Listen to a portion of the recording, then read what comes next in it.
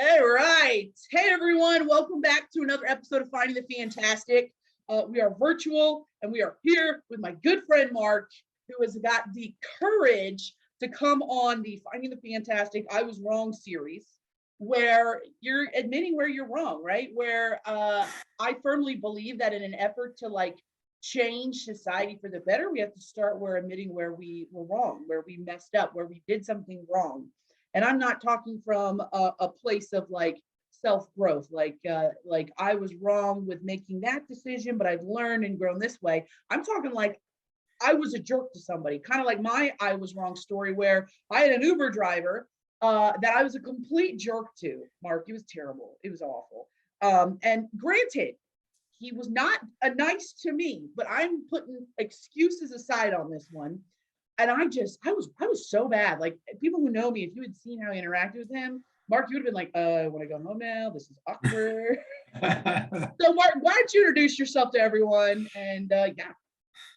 My name's Mark McClatchy. I have many multiple hats. My favorite currently hat that I'm wearing, I'm proud to work with a company called Dwell Assured, where I do business development. But as you know, and many people that are familiar with me, my background secret sauce is I'm a consummate networker and lover of business development, helping where I can. That's the first primary focus of not what am I getting out of it, but where can I help? And so that's me in a nutshell. And it's the absolute truth. If you have not met Mark, if you've never talked to him, set up a Zoom call or a one-to-one or whatever, you should, because you're one of those rare gems that's like, you're super honest and authentic.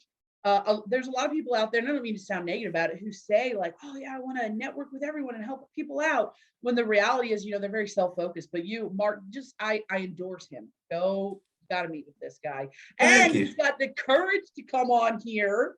You're my second person with the courage to come on here and admit when you were wrong about something. So the floor is all yours, man, to take over, share the story, and do the thing. All right. Well, let's hope I don't bear too much.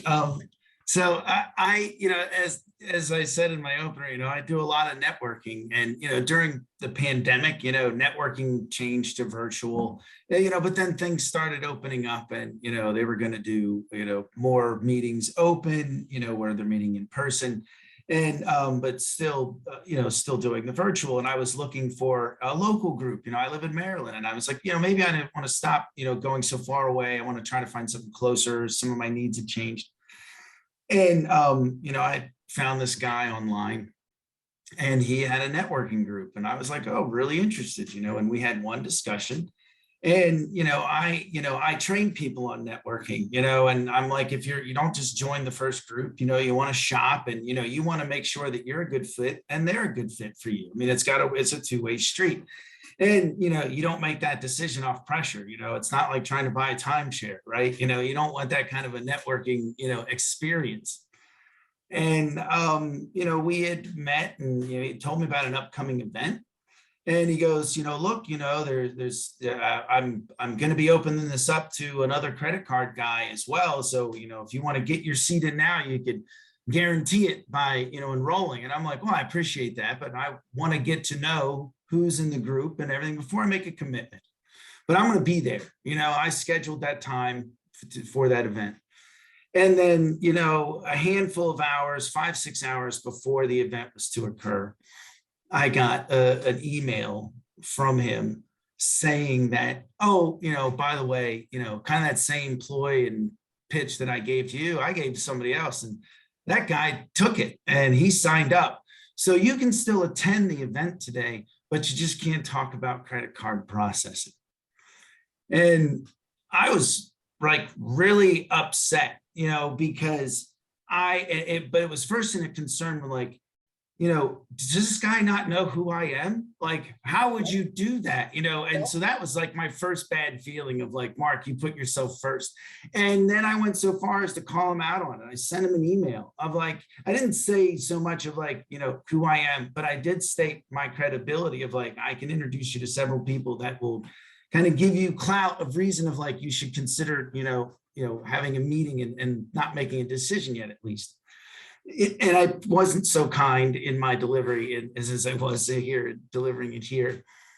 And it felt cathartic to write it, but I was steaming still when I write it. Even when I sent it off, I was still really, fuming. And then that's when I realized, like, oh, I really screwed up. I shouldn't have sent that email, because, it didn't deliver anything. I looked at why I sent it. I sent it because, I was hurt. I didn't get an opportunity to show my stuff, but then, from my networking training side, I was upset, like, now dare you waste my time with, if you're going to take someone so easy, maybe I don't want to be associated with you. But that's me trying to sum up the information that I have. I don't have all the answers. I didn't know everything on the other side of the plate, to make that judgment call. And I made it all about me. And, his response was not kind or favorable. He's like, don't ever contact me again, and I can't remember his name. I know he's in Howard County. I wish I could. I'd love to say I'm sorry, and I'd like to say I'd learn a lesson. I'll remember that, of course, but the overall thing, I guess, that it learns is like, okay, we're all humans. That even the most intelligent humans know that I should respond instead of react. But even the smartest of ones forget once in a while, and we react. And and you can't take those things back. And, I hope, now that, maybe this mistake, gets to someone else of like, hey, calling someone else on correcting them, because now I look back on it as, why does it really matter? I should have just kind of looked at that and said, that's a good sign. I'm glad I didn't go. Thanks for not wasting my time any further. Whew, man, that was a good way. And I didn't look at it that way right away. And, it took me a while to, and I damaged my reputation, maybe forever. I mean, not just with that guy, but, you hurt someone here, they're going to tell somebody else, and I have to live with that. That's kind of a bummer. Well, first, thank you so much for being willing to share that, because like I said, I was talking to you beforehand, not a lot of people have come to say, I'm willing to admit when I was wrong, And I want to touch on two things you said and maybe have you talk about it a little bit more. One, like before you even got into the meat of your story, as you were getting like into it, you said, and I was probably wrong of like thinking about myself first when you were like, yeah, who does he know who I know? You were like, that was probably the first clue. I think that is really epic that you were able to identify that, because I don't think a lot of people stop to like go, I was thinking about me. I was thinking about me. I'm not saying that you were not wronged. I think you were wrong just hearing the story. But if we stop focusing on the other person and think, okay, I made that about me to start. That was first wrong step. So I'd like you to talk about that a little bit more in an effort to like maybe help some other people think about that. And then the second part about what you said was, I wish I could see him to apologize. And I want you to talk about that a little bit more, just because I felt the same way. And I think in this society, a lot of people tend to be like, whatever, it's over, I'm just moving past it. Versus, no, it's kind of important in the whole concept of knowing you were wrong to have that feeling of, I would love to apologize. I wish I could find that Uber driver and apologize. So talk about those two things for me. Well, the first part is just something, I kind of latched onto this, it's been, a decade, in the making. I had the way that I network and I do my business development. I have been doing it the efficient way that I've been practicing it probably for the last 6 or 7 years, and started kind of figuring it out like 10 years ago. And, and prior to that time, and even maybe in the beginning of those 10 years, I've been in sales for 26 years. And, I can say that I wasn't always operating from a win-win opportunity. I look to get what out's for me. And you look back at my career of, the levels of happiness and the frustration. And I just was like, if I just work on helping other people happier, even if I don't make a win, I'm just going to feel really good about myself. And, and so, my faith increased, and that helped out a lot with it. But, it got to a point where, feeling good about myself and realizing that I could turn this into a win in business. So, partly it's like, yeah, you have to shave it down. That does benefit me, but I can do it by benefiting others.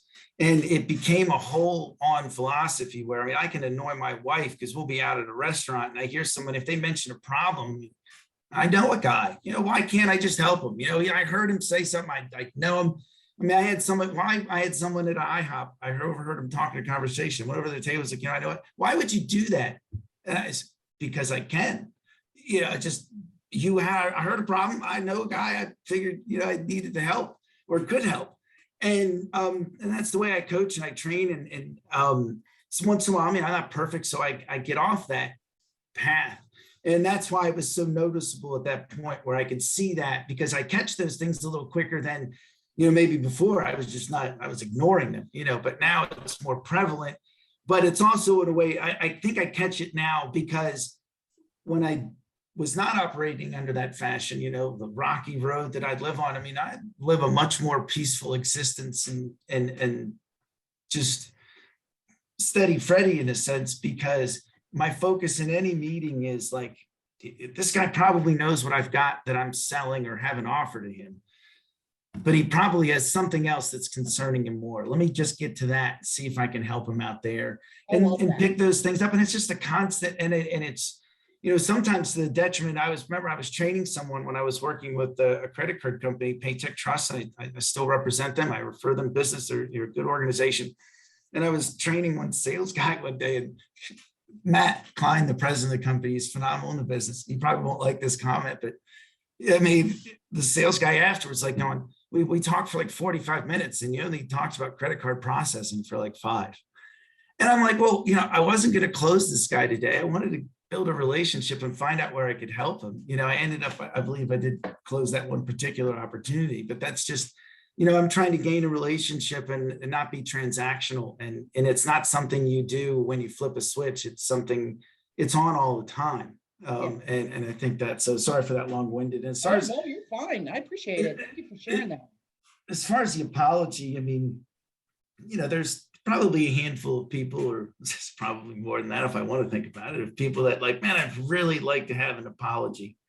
And, you don't always get that opportunity to get that apology. But I also don't make it a wait. I don't worry about stuff that's out of my control. Like if I ever run into that guy, well, that's the first thing I'm going to say. But, you can seek forgiveness without doing it directly, but again, let's look at a lesson learned. You try to remember that point for later on, like going, all right, do I want to have an opportunity to feel guilty about needing to apologize, or should I just shut the heck up and not say anything? Yeah. No, there's always that line too. I hear that. Well, sometimes you walk right over it and you realize after the fact, you're like, oh, I just passed that line, didn't I? Exactly. And I think the entire point of me starting this series, outside of the fact that we have to start admitting where we're wrong to turn things around to the right, I think part of it is that we're never going to be perfect. And I think in a society where a huge pressure is put on perfection, let's just focus on the business realm alone, especially as it pertains to marketing, networking, business development. You got to be the subject matter expert. You are this and that. That this huge pressure is thrown on perfection. But the reality is we're not perfect. I'm going to say something offensive. Not right now, but I will. At some point, say something offensive. I will hurt somebody. I never intentionally hurt someone. Like I never am like, oh, I'm going to go yell at them or this, that, but I do lose my temper. And I don't know. I want to start debunking this pressure that's on everyone by saying it's okay, and there's things, it's healthy, but the healthy part is when you stop focusing on yourself. So you look at it, like you said, it's not about me. And, you seek that, yeah, I blew it. I'd like to apologize at some point, but like you said, we're not chasing it down the road. So thank you so much. You're welcome. Coming on here and having the guts to admit when you were wrong. I really appreciate it. Is there anything that you would want to leave with somebody who's watching this and just say?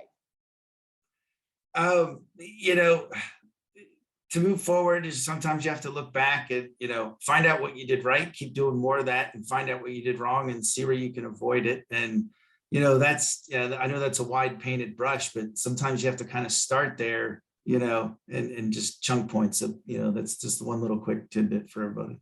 Awesome. Mark, thank you so much for coming on Finding the Fantastic. I'm going to tag him on all the socials that I have him on. Like I said in the beginning, I endorse him. You should just meet this guy. I don't care if you live in Arizona, you can Zoom him. If you're local, meet with him. He's amazing. One of those good people to have in your lives. Thank you so much for coming on. And if you are interested in coming on and admitting where you were wrong, reach out to me. I'll sign you up. Let's do the thing and let's start changing the world for the right by admitting when we were wrong. So, all right, thanks so much.